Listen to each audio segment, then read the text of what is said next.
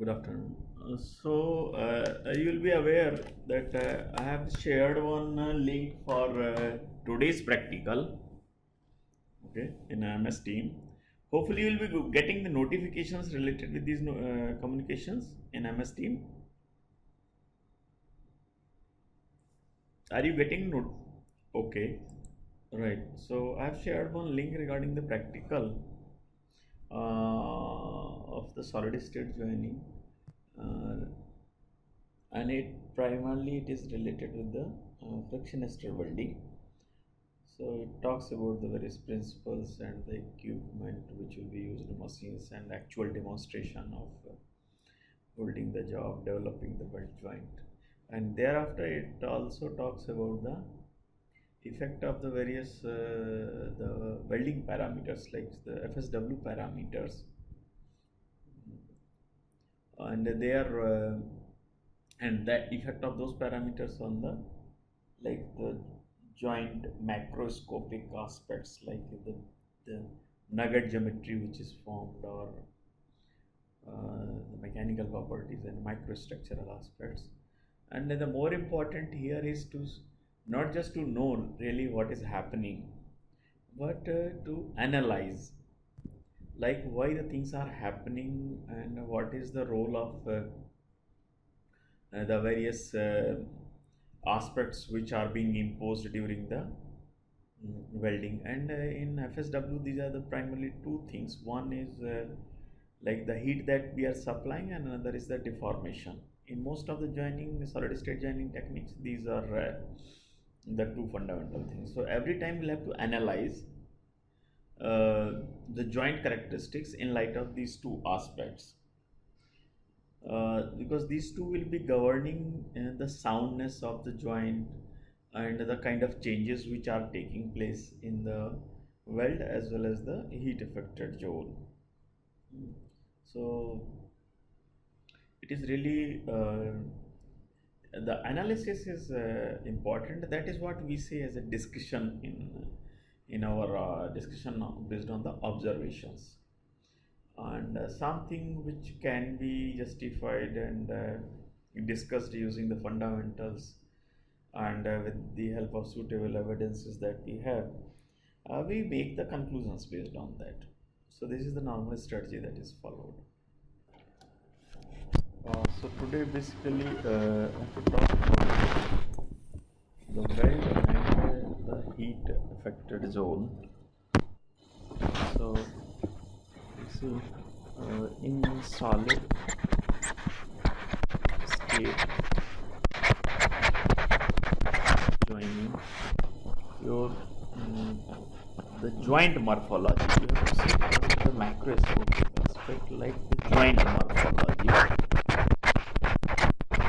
how it will look like when you make a joint. The joint can be like your typical bell shape, that you get in your fusion welding, and the similar kind of the geometry is observed in case of the typical say FSW joint. And again this morphology gets modified. It can be U shape also in one typical stationary shoulder, FSW. So stationary in your conventional FSW, your shoulder basically rotates along with the pin. But here in stationary shoulder FSW, shoulder remains stationary, so the morphology is almost U shape, while it is V shape, you can say, in most of the cases of the conventional FSW. And the reason for this is because you get the more deformation. See, the morphology of the tool pin is like this. So your entire pin will be interacting with the metal, okay. At the same time, at the top, the shoulder will also be interacting with the base metal top surface. So now this excessive heat generation as well as the deformation near the top surface uh, increases the size of the deformed zone or size of the zone which is developed at the top, and that is why this wider zone is attributed to the shoulder in FSW, while in other cases like if you go in the bottom side of the pin or the lower section of the the weld joint, it will be it will be by and large, let's say, square also. So a combination of these two leads to the V shape, and not V shape like there is because there is always some kind of curve at the bottom. But anyway, these are the, like, say, micro aspects related with the not micro but the finer details related to the particular kind of the weld solid state weld joint. So what we have to see, this is one type of the morphology where you get either V shape, U shape, the weld joint morphology. So like, say, as I said, like V shape or U shape. Huh? In all these cases, this is the deformed zone which is developed. But there are number of solid state joining processes where the joint morphology is almost flat at macro level. If you see, this is one component another, and the two are being joined using one typical region which is almost flat, no? So you can say the flat interface. Now at macro level, this interface or this kind of the geometry is completely different than what we have seen in case of the FSW joints.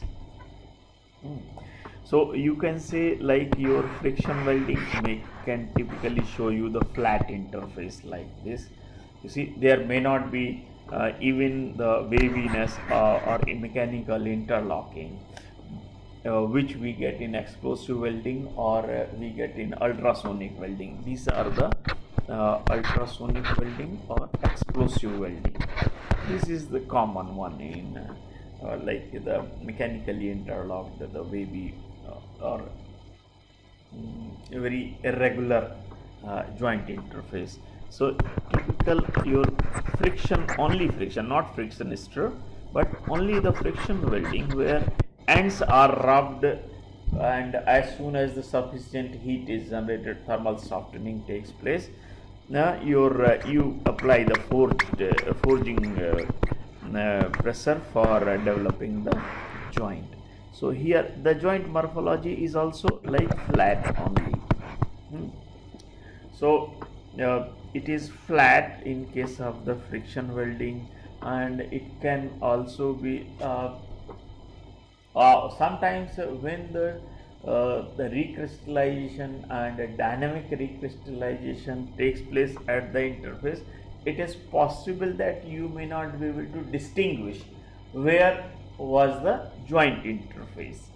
That is also possible, but that you can see very clearly in case of the different metals, like one is metal A and another metal B. So the joint interface will be clearly visible at least somewhere wherever the two are connecting. But in case of the same metals, it is possible that the two may get completely merged with each other, like, say. So you may get a morphology like this. Initially it was like this, and after the welding you may find that there is no interface as such, and this is attributed to the recrystallization. So as I said, so the V shape, U shape, or the flat joint interfaces, or the flat interface with highly irregular one where mechanical interlocking has taken place. So if you see your the entire range of the solid state joining processes, what we have, like say the diffusion bonding, friction welding, friction stir welding, and what your in the large scale deformation, your roll bonding, ultrasonic welding, explosive welding. So if you see, say just for example, if in all these processes, see all these three will almost be having, even the diffusion bonding and friction welding, in all these cases you may have the flat interface. Okay, if you can identify, and the dynamic recrystallization or recrystallization is not to such an extent that discrimination is not easy, but you can always discriminate at micro level. At macro level it may not be possible, but at micro level you can certainly see. Okay, in the friction welding only, where you can see, as I said, U or V shape kind of the weld morphology is formed. Now use the what kind of terms we are using. If you see, so you can say, when it is flat, you can say the joint interface. Joint interface is perfectly flat, like in diffusion bonding or your friction welding or roll bonding or ultrasonic welding, explosive welding, etc. So you can call them as a joint interface. But in case of, like say, your friction stir welding, we called weld or weld nugget. Both terms are commonly used. Okay. So this is about the macro aspect, macro aspect or macroscopic observation. Scopic observation of solid state joints. Okay, SSJ. You can say it that way. Now, if you want to see the same thing at a micro level, then the story may be a little different. So, what kind of changes that will be taking place in terms of the microstructure, in terms of the metallurgical properties, which will be affecting the corrosion as well as the mechanical performance of the weld joint. So we have to see the things separately, and just for sake of clarity. So how can we understand, because you have a very wide range of metals, that's one, and you see, depending upon the type of metal, it would have been, like say, strengthened by the solid solution, strengthening, grain refinement, work hardening, or your precipitation hardening, transformation hardening, dispersion hardening. So these are the various possible mechanisms based on which a metal would have been. So we have to see the related the physical metallurgy of metal, which is being considered or which is being subjected to the solid state joining, to see what kind of the changes in a metal will be taking place. This is one aspect, and these changes, you see, you take any metal, whatever the changes it will be experiencing, it will depend upon what is the amount of the heat which has been generated and what is the kind of the deformation being experienced, and this again will depend upon the process of solid state joining that is being applied. So there are, you might have heard, there are few high heat input solid state joining processes, and there are low heat input solid state joining processes. but it will again depend upon what you are considering with what are the metal systems. Okay, so like say the most common one among the high heat input is like friction stir welding and the friction welding. And even sometimes if the welding conditions or joining parameters have been selected inappropriately, even your ultrasonic can also fall in this band, even that can lead to the partial melting. Otherwise, in general, your explosive, so here you have diffusion bonding also, because you have to heat it to the too high temperature for longer period. Okay, explosive welding. Usually the ultrasonic welding falls in this, even roll bonding. So these are you can say the low heat input processes. And here also you can say in the diffusion adhesive joining also, your the heating of the job is optional, or it can be even if the job is to be heated, then it will be marginal. So like say 100 or 120 degrees centigrade, that's the kind of heating is to be performed. So you can say the adhesive joining also you can now put in here. So these are the processes. Let me see if I am missing something. Diffusion, friction stir, bonding. Okay, that's fine. So so there are few high heat input processes and few low heat input processes. Okay, so what is the significance of this? High heat input processes, high heat input processes means what? Like say you may find the heat input, high heat input means there will be a lot of heat dissipation to the underlying base metal. This is one. You supply more heat, so a lot of heat will be dissipated to the base metal, and that in turn will be increasing the width of the heat affected zone. So this is one thing. Okay, this will also be causing the, like say, increased peak temperature. No, so the rise in temperature at a particular location is more. And another thing, that high temperature retention period is also increased. So it increases the, like high heat input increases the high temperature retention period. So, and the lastly, it will be reducing the cooling rate. Reducing the cooling rate being experienced in the reducing the cooling rate in both the weld or the joint interface, or the heat affected zone, or the zone in vicinity of the weld or the joint interface.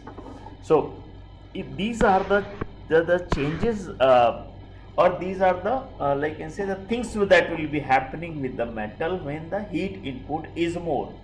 So heat dissipation to the base metal leading to the increased HAZ, increased peak temperature, increased high temperature retention period, or reduced cooling rate. So these are the things which will be affected, and if these are affected, you will find that the metal is being badly affected. The changes are unfavorable. Many unfavorable changes are taking place because of this high heat input. So efforts are always made. In joining, we always try to make the efforts such that you can develop a joint with the minimum possible heat, with the minimum possible deformation, so that the changes experienced by the base metal during the joining are minimum, and so there is no compromise with the base metal properties. And the moment your the heat or your deformation, all those things increase, the metal or the base metal will be experiencing more and more changes, and which are most of the time unfavorable, which in turn deteriorates or reduce the performance of the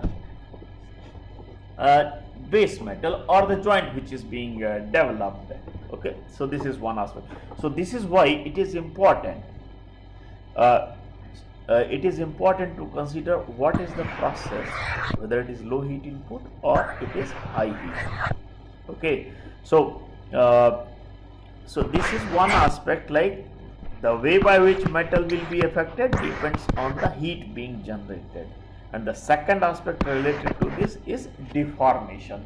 Few are very limited, you will be experiencing very less deformation, very less interfacial deformation. So that is what you can say in all these low heat input processes, that deformation is very limited, like explosive welding, ultrasonic welding, roll bonding, and the adhesive joint. Here there is no deformation. Similarly, in diffusion bonding also the deformation is very limited. Okay, while the deformation is significant in both friction based joining processes. So on the deformation aspect I will come little later. So what you have when you are working with the high heat input process. So if you take any joint, whether it is the joint interface is flat or joint interface is of the V geometry, if you take any point of interest, like say this or in the weld or in the vicinity of the joint, and try to capture its thermal history during the joining. So thermal history as a function of time, if you try to capture that, so time in x-axis and the temperature in y-axis, what it will indicate the way by which temperature of particular location is going to be affected. So if you take point 1 and point 2, these are the two different points located at different distances away from the either flat joint interface or from the weld nugget. Okay, so if you do this, so you will be getting a thermal cycle or the temperature variation as a function of time in this manner, say point 1. This is the one situation we are using the, like say, high heat input. On the other hand, when you work with the low heat input process, for the same location 1 at the same distance from the joint interface, you may find that the peak temperature is less and it takes longer to reach the peak temperature. So basically you get the high cooling rate, here you get the low cooling rate, your low peak temperature, and here you have high peak temperature. This is one aspect. If you feel that your metal is sensitive for heat above a particular temperature value, say this is 200. So if this is the 200 degree of the temperature value above which its characteristics are going to be affected, then on low heat input process, what you see that the time for which metal is being heated is short as compared to the case when you use a high heat input process. That's this high heat input process. So your high temperature retention period is also long. So here you get the long high temperature retention period while it is short. So short high temperature retention period. So this is good. If you put something at a high temperature for longer time, it will be experiencing greater thermal damage, greater metallurgical changes, so greater deterioration or compromise in the joint performance. Okay, that is why it is always good to work with the low heat input process. But again, I'll say all these things, all these changes which will be taking place in a metal will depend upon the kind of metal strengthening mechanism being involved in a particular metal. So you have to always see the two things separately. The metal aspect is one and the process aspect is another. Process will dictate the kind of the deformation that will be applied. Process will dictate the kind of heat that will be generated, and what will be the effect of these things on the metal, that will depend upon the kind of metal itself, whether it is strengthened by the grain refinement or precipitation hardening. So based on that only the changes will be taking place in a particular metal. But this is the general thing, that is what will be happening with the metal. Okay. So coming to the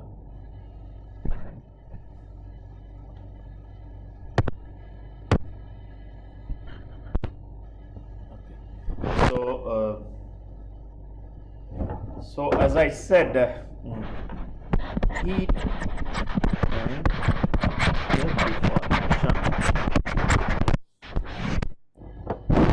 So you know that you I think I have already talked about this. Solid state, solid solution strengthening. These will not be affected by the heat and the deformation much. Metal strengthened exclusively by solid solution strengthening approach, these will not be affected by the deformation and heat. But those which are strengthened by the grain refinement, say, then it will be causing the heat will be causing the grain coarsening, and that will be deteriorating the mechanical performance. Okay. And those which are strengthened by precipitation hardening, so by the heat they will be experiencing the reversion, that is the loss of precipitates. So that will also be leading to the compromise with the mechanical performance. Okay. Then comes to the your transformation hardening. Sorry, let us take first work hardening. So in case of the work hardening, heat will be leading to the recovery, loss of the dislocation. So that will also be leading to the reduced mechanical performance. Coming to the transformation hardening, wherein the heating followed by the higher cooling rates or lower cooling rates, that will be dictating the different phase transformations. And according to the phase transformation, usually in case of the transformation hardening metals like steels, your martensitic transformation is observed, and that leads to the hardening and embrittlement. Okay. Here then the dispersion hardening.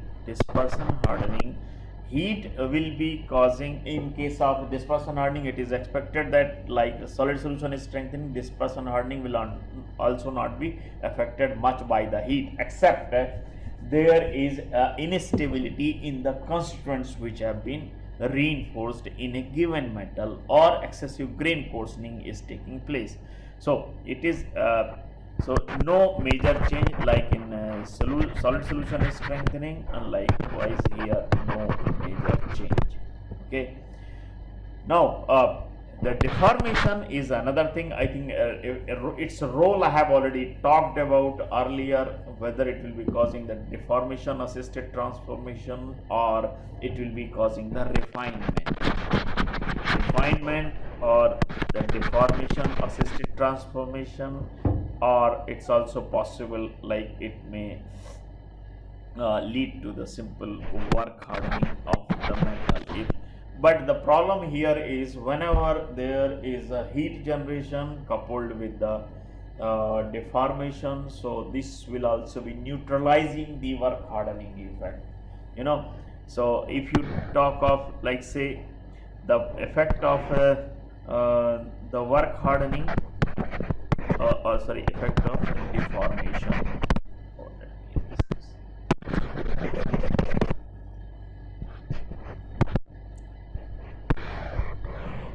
So you see here you have the deformation, right? So in one hand, the controlled deformation is generating the heat, causing the rise in temperature. Temperature is increasing, and it is expected that because of the deformation, the dislocation density will also be increasing, but rise in temperature will be causing the increasing recovery as well, you know. So the thing is this, like, you don't get the benefit of the increasing dislocation density on strength and hardness, because increasing heat generation as well as the temperature rise will be causing the increased recovery and recrystallization as well. So you may find that effect of the work hardening is almost negligible. Okay, so now if you talk of now might have heard in case of typical weld joint. Can you tell how can we distinguish which process would have been used for developing a weld joint? Like, you take aluminium, okay, weld using the fusion based joining process or any solid state joining process. How will distinguish? If it has been made by the fusion or using the solid state joining process? Anybody can respond. Anybody else would like to comment? Like, there is a joint, okay, like there is a joint, right? It has been there were two components, and these two have been joined, A and A2 have been joined using say fusion or solid state joining. How will either of the two, okay, how will identify which process would have been used? When you measure the temperature variation like this, okay, so your temperature will keep on changing in this manner, right? This is the fusion boundary or your weld joint interface, and if you keep on measuring the temperature at different points, you will get thermal history like this. So there is a continuous change in temperature. So here you have to identify what is the base metal temperature above which it will be affected and it will not be affected, isn't it?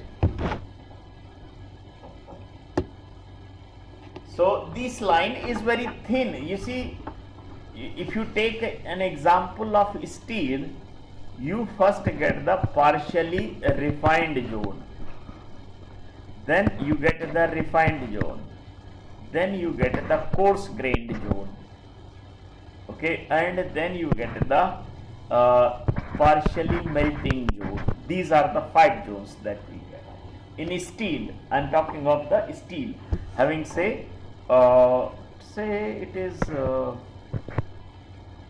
having the, let's say, like say 1180 to 1250.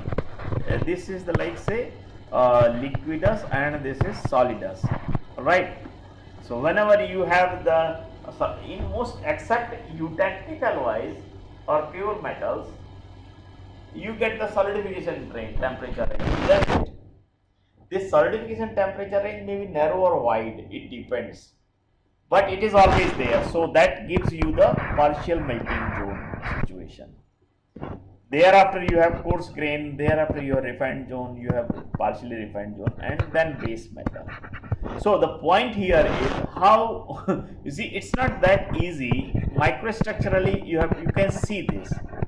Microstructural observation is one of the method, but it is not easy method. It is one of the methods, but it is not easy method. I hope you will be getting what I am saying, because there are very thin demarcating lines, and you need lot of structural analysis, image analysis, to see the way by which structure is changing. Say in the base metal it would have been, say, 10 micrometer, right? Partially refined 8 micrometer, refined one 5 micrometer, and here you have 30 micrometer, and here you have melting along the grain boundaries.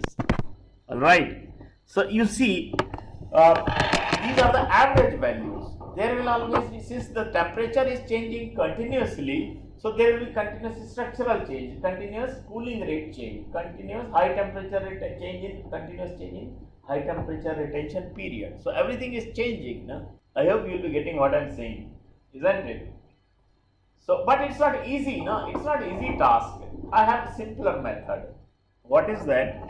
You just plot the hardness distribution. So rather, I will say micro hardness distribution.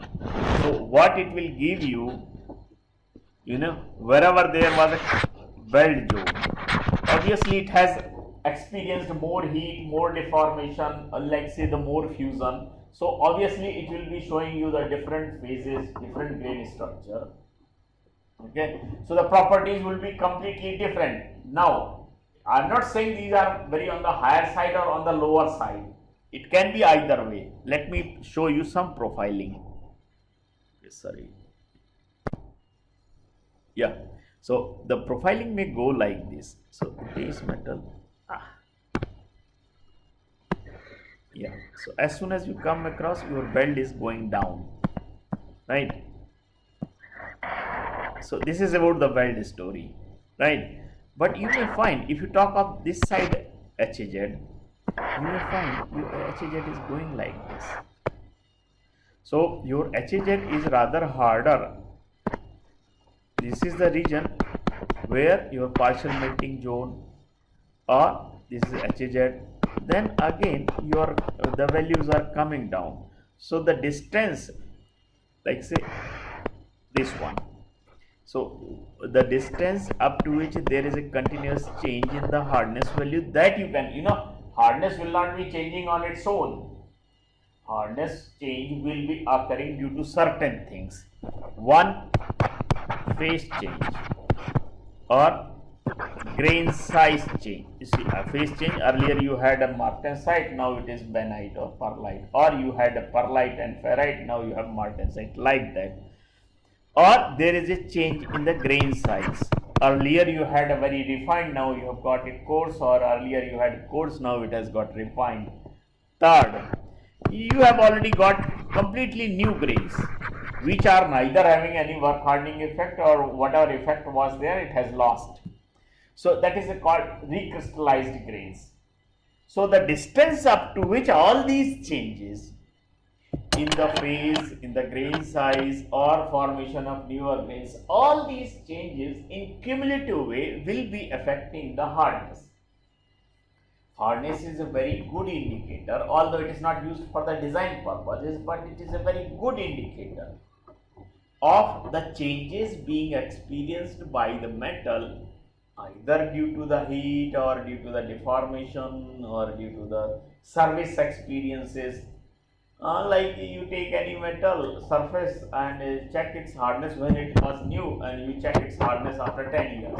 You will find after 10 years it has become hard, because it has come across so many surface localized deformation, and that made it a harder one.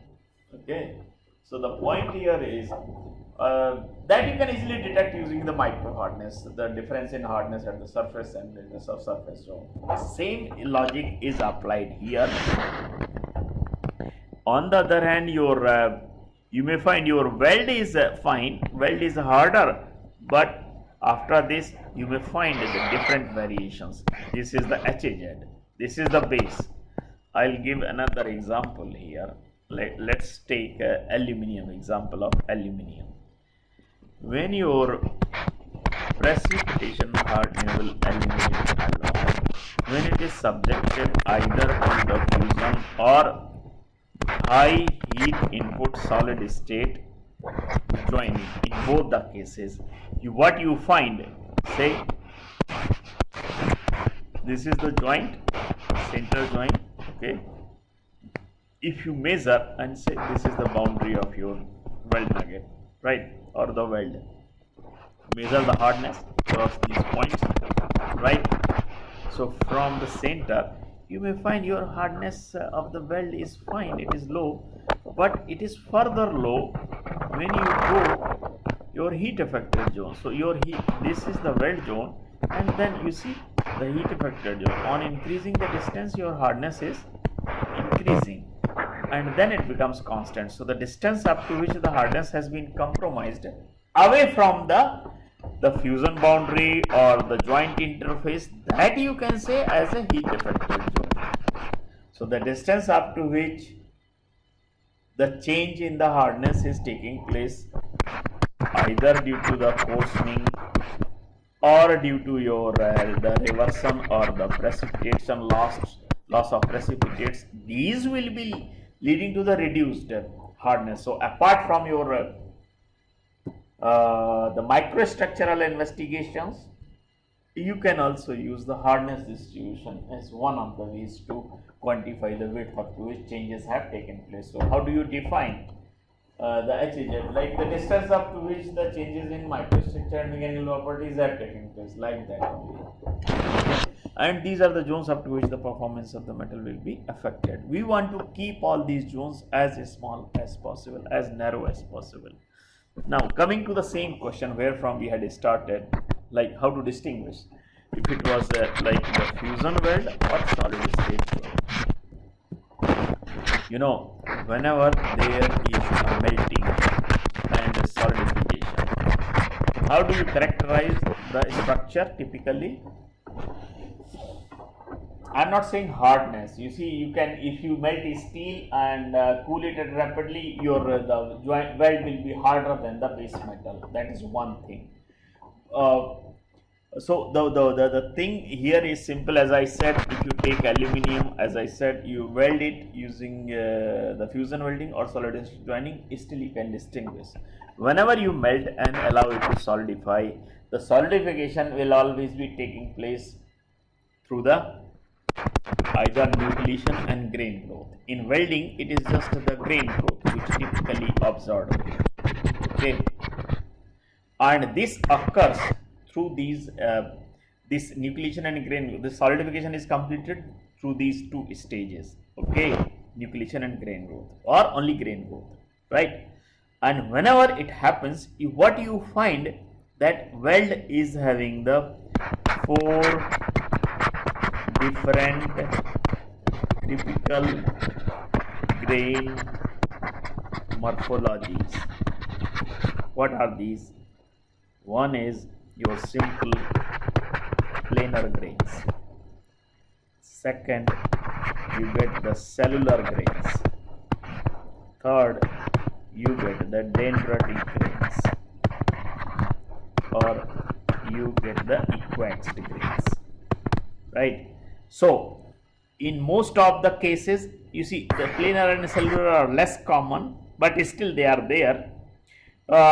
Mostly you get the dendritic, columnar dendritic or equaxed dendritic grains. And in all cast structures, weld is a typical cast structure, you get these type of grains. So when you see a joint developed using the melting and solidification kind of the stages, then you will definitely have these features in the weld zone.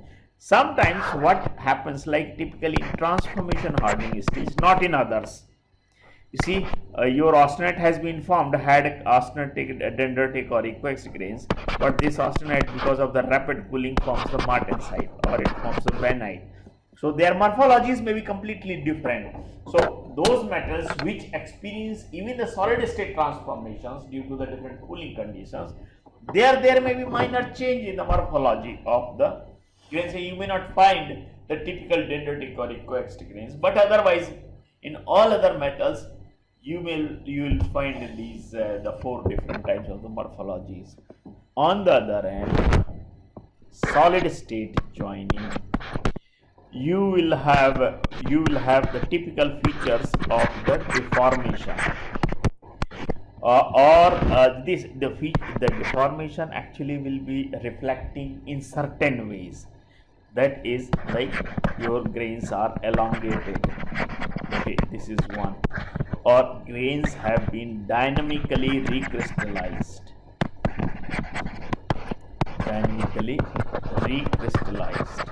So this is a typical, you have got the new grains, or these are very fine grains. There is no sign of the melting kind of thing. So elongated, either elongated grains or typically deformed grains, dynamically recrystallized grains. These are the two typical features that you will be able to see in the solid state joints. Okay, and apart, as far as the hardness distribution is concerned, you may find typically in the solid state joints, you may find a typical trend of this if it is free from your other effects, increase in hardness. But again, it will depend on the other factors, like the metal strengthening mechanism particularly. So about this I have already talked earlier.